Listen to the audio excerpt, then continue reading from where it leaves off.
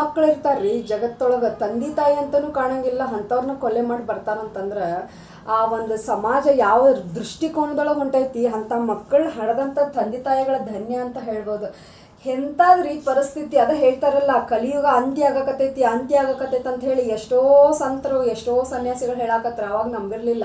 ಇಂಥ ಘಟನೆಗಳೆಲ್ಲ ನೋಡ್ತಾ ಇದ್ರೆ ಅನ್ನಿಸ್ತೈತೆ ಒಂದ್ಸಲ ನಿಜವಾಗ್ಲೂ ಈ ಒಂದು ನಮ್ಮ ಕಲಿಯುಗ ಅನ್ನೋ ಪೀಳಿಗೆ ಅಂತ್ಯ ಆಗಕತ್ತೈತಿ ಅಂತ ಹೇಳಿ. ನೋಡ್ರಿ ಎಲ್ಲಿ ನೋಡಿದ್ರು ಮರ್ಡರ್, ಮಕ್ಕಳು ತಂದಿ ಮಕ್ಕಳನ್ನ ಕೊಂದ್ರು. ಎಂಥ ಹೀನ ಕೃತ್ಯ ಮಾಡಕ್ಕೂ ಹಿಂಜರಿಯಾಕತ್ತಿಲ್ಲ ಅಂತಂದ್ರೆ ನಮ್ಮ ಜನ್ಮಕ್ಕಂತ ಹೇಳಿ ಒಂದು ಕ್ಷಣ ಅನಿಸ್ಬಿಡ್ತೈತ್ರಿ. ವಿಚಾರ ಮಾಡಿ ನೀವು, ನಮ್ಮ ಅಪ್ಪ ಅಮ್ಮ ನಮ್ಮನ್ನು ಬೆಳೆಸಾಕ ಎಷ್ಟೆಲ್ಲ ಕಷ್ಟಪಟ್ಟಿರ್ತಾರೆ. ಕೇವಲ ಅವ್ರು ಒಂದು ಆಸೆನ ನಾವು ಈಡೇರಿಸ್ಲಿಲ್ಲ, ಅಂತಂದ್ರೆ ಅವ್ರ ಜೀವ ತೆಗೆಯೋ ಮಟನೂ ಬಿಡಂಗಿಲ್ಲ ಅಂತಂದ್ರೆ ಇಂಥ ಮಕ್ಕಳು ಹಡೆದ ಅಂಥ ತಂದೆ ತಾಯಿ ನಿಜವಾಗ್ಲೂ ದುರಾದೃಷ್ಟವಂತನಂತ ಹೇಳ್ಬೋದು. ಸೊ ಇಲ್ಲೂ ಕೂಡ ಬೆಂಗಳೂರಿನ ಕೊಟ್ಟೂರು ಅನ್ನೋ ಒಂದು ಊರೊಳಗೆ ಒಬ್ಬ ಮಗ ತಮ್ಮ ತಂದೆ ತಾಯಿ ಅಲ್ಲದೆ ತನ್ನ ಸ್ವಂತ ತಂಗಿನೂ ಕೂಡ ಅವ ಕೊಲೆ ಮಾಡಿಬಿಟ್ಟಾನ. ಇಷ್ಟು ಕೆಟ್ಟ ಅನ್ನಿಸ್ತಲ್ಲ ಅದನ್ನ ನೋಡಿ. ನಿಜವಾಗ್ಲೂ ಹೇಳ್ತೇನೆ, ಇಂಥ ಮಕ್ಕಳು ಇರೋಕ್ಕೆ ಸಾಧ್ಯ ಏನೋ ಅಂಥೇಳಿ ಒಂದು ಕ್ಷಣ ಅನ್ನಿಸ್ಬಿಡ್ತೀರಿ. ಯಾವ ತಂದೆ ತಾಯಿನ ಕೊಲೆ ಮಾಡೋ ಅಷ್ಟು ಮಗ ಅಷ್ಟು ಕಠೋರ ಮನಸ್ಸನ್ನು ಇಟ್ಕೊತಾನೆ. ಸೊ ಈ ಒಂದು ಊರೊಳಗೆ ಈ ಒಂದು ಮಹಾಶಯ ತನ್ನ ತಂದೆ ತಾಯಿ ಅಲ್ಲದೆ ತನ್ನ ಮಗಳನ್ನೂ ತನ್ನ ತಂಗಿನೂ ಕೂಡ ಕೊಲೆ ಮಾಡುವಂಥ ಮಟ್ಟಿಗೆ ಬಂದಾನಂತಂದ್ರೆ ನಿಜವಾಗ್ಲೂ ಹೇಳ್ತೀನಿ, ನಮ್ಮ ಒಂದು ಸೊಸೈಟಿ ಯಾವ ಥರ ಬಿಂಬಿಸಾಕತೈತಿ. ಈ ಸೋಷಿಯಲ್ ಮೀಡಿಯಾ ಆಗಿರ್ಬೋದು, ಸಾಮಾಜಿಕ ಜಾಲತಾಣಗಳಾಗಿರ್ಬೋದು, ಇಷ್ಟು ಕ್ರೂರತ್ವನ ಹೆಂಗೆ ತುಂಬಕ್ಕೆ ಸಾಧ್ಯ? ಏನೋ ಒಂದು ಭಾಳ ಅಂದ್ರೆ 20-22 ವಯಸ್ಸಿರ್ಬೋದು ಅವನ ಹುಡುಗ. ಸೊ ಅವ ತಂದೆ ತಾಯಿ ತಂಗಿನ ಕೊಲೆ ಮಾಡಿಬಿಟ್ಟಾನ. ಸೊ ಈ ಒಂದು ಮಗನ ಬಗ್ಗೆ, ತಂದೆ ತಾಯಿಯ ಒಂದು ದುರಾದೃಷ್ಟದ ಬಗ್ಗೆ ನಾನು ಹೇಳ್ತೀನಿ ನಿಮ್ಗೆ.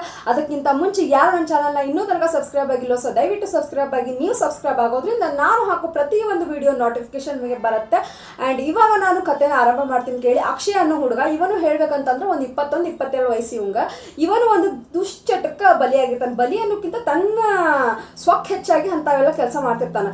ಬೀಡಿ ಸೇರ್ಜು ಚಟ ಇರ್ತೈತಿ, ಗಾಂಜಾ ತಿಂತಿರ್ತಾನೆ, ಆಮೇಲೆ ಅದು ಕೊಕೇನ್ ಅಂತಾರಲ್ಲ ಅದು ಕೂಡ ಮಾಡ್ತಾ ಇರ್ತಾನೆ. ಸೊ ಈ ರೀತಿ ಎಲ್ಲ ಕೆಟ್ಟ ಚಟಗಳಲ್ಲಿ ಇರ್ತಾರೆ. ಇದರಿಂದ ಗಾಂಜಾ, ಬೀಡಿ, ಸಿಗರೇಟ್ ಯಾವುದು ಕೂಡ ಇನ್ನೂ ಮಟ್ಟ ಬಿಟ್ಟಿಲ್ಲ. ಸೊ ಎಲ್ಲದರಲ್ಲೂ ಭಾಳ ವರ್ಸ್ಟ್ ಆಗಿರ್ತಾನೆ. ತನ್ನ ತಂದೆ ತಾಯಿಗೆ ಪಪ್ಪ ಮಮ್ಮಿಗೆ ಹೇಳ್ತಾನೆ, ನಾನು ಈ ಥರ ನನಗೆ ದುಡ್ಡು ಬೇಕು, ಅದು ಬೇಕು, ಇದು ಬೇಕು ಅಂತೇಳಿ ಕೇಳಿದಾಗ ಅವ್ರ ಅಪ್ಪ ಅಮ್ಮ ಡೈರೆಕ್ಟಾಗಿ ಯಾವ ಅಪ್ಪ ಅಮ್ಮ ಸೇರ್ತಾರೆ, ನನ್ನ ಮಗ ಹಾಳಾಗತ್ತಾನ ಅಂದ ತಕ್ಷಣ ಸೊ ಅವರು ಕೂಡ ಹೇಳಿದಾರೆ ಇಲ್ಲ ಇವೆಲ್ಲ ಆಗಂಗಿಲ್ಲ ಅಂತ ಹೇಳಿದ ತಕ್ಷಣ ಇವನಿಗೆ ಕೋಪ ಬಂದಿತ್ತು ಆಬ್ವಿಯಸ್ಲಿ. ಸೊ ಕೋಪ ಬಂದಾಗ ಅವನೇನು ಮಾಡಿದಾನು, ಆ ಒಂದು ತಮ್ಮ ತಂದೆ ತಾಯಿ ತಂಗಿಗೆ ಫಸ್ಟು ನಿದ್ದೆ ಬರುವಂತಹ ಒಂದು ಡ್ರಿಂಕಲ್ಲಿ ಏನೋ ಒಂದು ಮಿಕ್ಸ್ ಮಾಡಿ ಕೊಟ್ಟಿದ ತಕ್ಷಣ ಆ ಒಂದು ತಂದೆ ತಾಯಿ ಕತ್ತನ್ನು ಫಸ್ಟ್ ಕುಯ್ದುಬಿಟ್ಟು ಆಮೇಲೆ ತಂಗಿನೂ ಕೂಡ ಉಳಿಸಿಲ್ಲ. ಆ್ಯಕ್ಚುಲಿ ತಂಗಿದು ಮದುವೆ ಫಿಕ್ಸ್ ಆಗಿತ್ತು.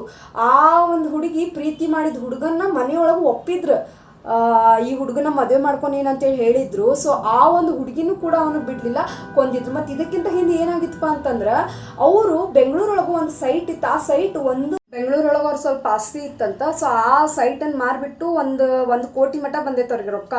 ಸೊ ಆ 1 ಕೋಟಿ ಬಂದಿದ್ದ ರೊಕ್ಕದೊಳಗೆ 42 ಲಕ್ಷ ಏನು ಮಾಡ್ಯಾರ ಅವ್ರು ಮಗಳ ಹೆಸರಾಗ ಇಟ್ಟಾರ ಅವ್ರಪ್ಪ ಅಮ್ಮ. ಸೊ ಅವ್ನು ಜಗಳ ಮಾಡೋಣ, ನಾನು ಮಗ ಅದಾನಿಲ್ಲಿ, ನನಗೆ ಕೊಡ್ಬೇಕು ನೀವು, ಈಕಿನ ಹೆಸರನ್ನ ಎದಕ್ಕೆ ಇಟ್ರಿ, ಕೊಟ್ಟ ಹೆಣ್ಣು ಹೊರಗೆ ಹೋಗಕ್ಕೆ ಈಕೆ ಕುಲಕ್ಕೆ ಹೊರಗೆ ಈಕೆ ಅಂತ ಹೇಳಿ ಅಷ್ಟೆಲ್ಲ ಜಗಳ ಮಾಡ್ಯಾರ ಅವ್ರು. ಜಗಳ ಮಾಡಿದ ತಕ್ಷಣ ಅವ್ರ ಮನೆಯೊಳಗೂ ಭಾಳ ಕದನ ಆಗ್ಯಾವ, ಜಗಳ ಆಗ್ಯಾವು. ಸೊ ಜಗಳ ಆದ ತಕ್ಷಣ ಆಬ್ವಿಯಸ್ಲಿ ಹೋಗೋದು ತಂದಿ 1-2 ಏಟ್ ಹೊಡೆದಾನು, ತಾಯಿ 1-2 ಏಟ್ ಹೊಡೆದ್ರು. ಇವನು ತನ್ನ ಒಂದು ಕೋಪ ಅಷ್ಟು ಕೋಪ ಇತ್ತು ಇವಂಗೆ, ಅಂಥ ಕುದಿಯೋವಂಥ ಕೋಪದೊಳಗೆ ಈ ರೀತಿ ಕೆಟ್ಟದಾಗಿ ಒಂದು ಪ್ಲ್ಯಾನ್ ಮಾಡಿ ಒಂದು ಫ್ಯಾಮ್ಲಿನ ತನ್ನ ಕೈಯಾರೆ ತನ್ನ ಸ್ವಂತ ತಂಗಿ ಅಪ್ಪ ಅಮ್ಮ ಎಲ್ಲರನ್ನೂ ಕೂಡ ಕೊಲೆ ಮಾಡಿಬಿಟ್ಟ. ಮತ್ತು ಇನ್ನೊಂದು ಹೇಳಬೇಕಂತಂದ್ರೆ ಅವರು ಮೂಲತಃ ಚಿತ್ರದುರ್ಗದವರು. ಸೊ ಚಿತ್ರದುರ್ಗದವರು ಇಲ್ಲಿ ಬಿಸ್ನೆಸ್ ಮಾಡೋಕಂತ ಹೇಳಿ ಕೊಟ್ಟೂರಿಗೆ ಬಂದಾರೆ. ಸೊ ಕೊಟ್ಟೂರಿಗೆ ಬಂದದ್ದು ಒಂದು ಬಾಡಿಗೆ ಮನೆಯೊಳಗದಾರ. ಇರೋ ಬಾಡಿಗೆ ಮನೆಯೊಳಗೆ ಅವ್ರನ್ನ ಕೊಲೆ ಮಾಡೋಣ ಈ ರೀತಿ ಕತ್ತನ್ನು ಕುಯ್ದುಬಿಟ್ಟು, ಅದು ಏನೋ ನಿದ್ದೆ ಮಾತ್ರೆ ಹಾಕಿಬಿಟ್ಟು ಕತ್ತನ್ನು ಕುಯ್ದಾನವ. ಕತ್ತನ್ನು ಕುಯ್ದುಬಿಟ್ಟು ತಮ್ಮ ಮನೆ ಟೈಲ್ಸ್ ಇರ್ತದಲ್ಲ, ಅವ್ರಿಗೆ ಎಷ್ಟು ಜಾಗ ಸಾಲ್ತದಲ್ಲ 6 ಅಡಿ 3 ಅಡಿ ಅಷ್ಟು ಅಗಲವಾದ ಜಾಗ ತೆಗೆದುಬಿಟ್ಟು ಅದರೊಳಗೆ ಹೂತು ಹಾಕ್ಯಾನಿವ. ಹೂತು ಹಾಕಿ ಅವ್ರ ಅಪ್ಪನ ಕಾಲು ಅದ್ರೊಳಗೆ ಸಾಲಿಲ್ಲ ಅಂತ ತಕ್ಷಣ ಅವ್ರ ಅಪ್ಪನ ಕಾಲನ್ನು ಕಡದು ಹೊಳ್ಳಪ್ಪ ಸದೇ ಒಂದು ಗುಂಡಿಯೊಳಗೆ ಹೂತು ಹಾಕ್ಯಾನ. ಎಷ್ಟು ಕ್ರೂರ ವ್ಯಕ್ತಿತ್ವ ಉಳ್ಳವನಾಗಿದ್ದಾನೆ ನೋಡು. ಕೇವಲ ಒಂದು ಗಾಂಜಾ ಚಟಕ್ಕೆ, ಕೇವಲ ಒಂದು ಬೀಡಿ ಚಟಕ್ಕೆ ತನ್ನ ತಂದೆ ತಾಯಿ ಉಸಿರನ್ನು ನಿಲ್ಲಿಸುವಂತಹ ಮಟ್ಟಿಗೆ ಹೋಗ್ಬಿಟ್ಟಿದ್ದಾನಂತಂದ್ರೆ ಎಷ್ಟು ಹೀನಾಯ ಅನ್ನಿಸ್ತದೆ. ಅಪ್ಪ ಅಮ್ಮ ಅಂದರೆ ದೇವ್ರಂತ ಹೇಳ್ತಾರೆ. ಇವನು ಎಂಥ ಒಂದು ಇದ್ರೊಳಗೆ ಹೋದ್ರೆ ಇವಂಗೆ ಆ ಒಂದು ನೆಮ್ಮದಿ ಆಗಲಿ, ಯಾವುದೇ ರೀತಿ ಒಂದು ತಂದೆ ತಾಯಿ ಹಾಕಿರ್ತಾರಲ್ಲ ಅವ್ರ ಶಾಪ ಅವ್ರು ಯಾವುದೇ ರೀತಿ ತಟ್ಟದೆ ಬಿಡಂಗಿಲ್ಲ ಇವಂಗ. ಯಾಕಂತಂದ್ರೆ ಇಷ್ಟು ಹೊಲಸು ಕೃತ್ಯ ಯಾವ ಭೂಮಿಲೂ ಇಷ್ಟು ಕೆಟ್ಟದಾಗಿ ಮಾಡಿರೋಕ್ಕೆ ಸಾಧ್ಯ ಇಲ್ಲ. ಸೊ ಅಷ್ಟು ವರ್ಸ್ಟ್ ಆಗಿ ಇವನು ಮಾಡಿಬಿಟ್ಟಿದ್ದಾನೆ. ಸೊ ಇದರಿಂದಾಗಿ ಅನಿಸ್ತೈತಿ ಈ ಮಕ್ಕಳು ಇಂಥ ತಂದೆ ತಾಯಿ ಹುಟ್ಟದೆ ಇದ್ರನ್ನ ಚಲೋ, ಬಂಜಿ ಆಗಿದ್ರೆ ಇನ್ನೂ ಚಲೋ ಅಂಥೇಳಿ ಅನಿಸ್ತೈತಿ. ಇಂಥ ಮಕ್ಕಳು ಹುಟ್ಟಿ ಇರೋ ಒಂದು ತಂದೆ ತಾಯಿ ಈ ರೀತಿ ಕೃತ್ಯನ ಮಾಡಕ್ಕೆ ಕೈಗೊಂಡಾನಲ್ಲ, ನಿಜವಾಗ್ಲೂ ಅವ್ನು ಎಂತಲ್ಲಿ ಹೋದ್ರೂ ಅವ್ನು ನರಕನೇ ಅನುಭವಿಸ್ತಾನ. ಅವನು ಅಗ್ರ ಅಂತ ದೇವರಂತೂ ಬಿಡಂಗಿಲ್ಲ. ಇಂಥ ಪಾಪಿಗಳನ್ನು ಹೆಂಗೆ ಸಾಯಿಸ್ಬೇಕು ಹೇಳಿ ಕೊನೆ ತನಕನೂ ನರಳಿ ಸಾಯ್ಬೇಕು ಇಂಥ ಮಕ್ಕಳು. ಇಂಥ ಸಮಾಜದ ಸ್ಥಿತಿಗತಿಯನ್ನು ನೆನೆಸ್ಕೊಂಡ್ರೆ ಮುಂದೆ ಬರೋ ಪೀಳಿಗೆ ಗತಿ ಏನಂತ ಹೇಳಿ ಅನ್ಸಾಕತ್ತೈತಿ. ಇರಲಿ, ಆದಷ್ಟು ಬೇಗ ಅವನಿಗೆ ಗಲ್ಲು ಶಿಕ್ಷೆನೇ ಆಗ್ಬೇಕು, ಅವ್ನಿಗೆ ಜೀವಾವಧಿನೇ ಶಿಕ್ಷೆ ಆಗ್ಬೇಕು, ಜೀವನೇ ಹೋಗ್ಬಿಡೋಕೆ ಅವ್ನು ಜೈಲಲ್ಲೇ. Thank you so much every one.